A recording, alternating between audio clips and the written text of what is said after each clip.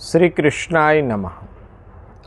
વૈદિક સનાતન ધર્મના મૂળભૂત સિદ્ધાંતમાંથી સિદ્ધાંત ત્રીજો આપણે જોઈએ, સત્ય.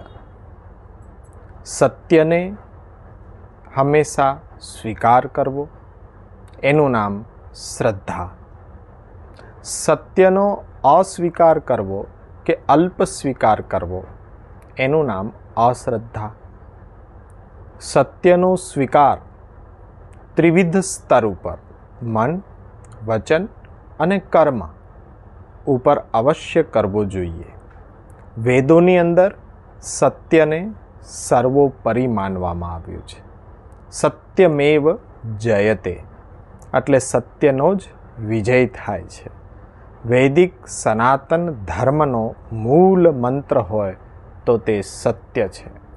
અને સત્યનું પાલન કરવું, સત્યને સમજવું, સત્યના માર્ગ ઉપર ચાલવું એક આધ્યાત્મિક સાધક તરીકે આપણું પરમ લક્ષ્ય છે.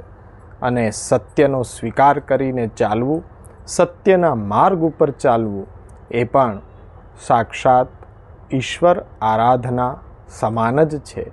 આપણી આત્મ ઉન્નતિનો જો મૂળ મંત્ર હોય તો એ સત્ય છે. આ વૈદિક સનાતન પરંપરાનો મૂળ આધાર સ્તંભ સત્ય છે.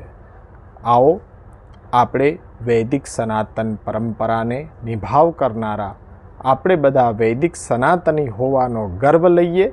પાશ્ચાત્ય સંસ્કૃતિના એ બંધનમાંથી મુક્ત થઈને આપણી સંસ્કૃતિનો સંદેશ આખા વિશ્વને આપીએ.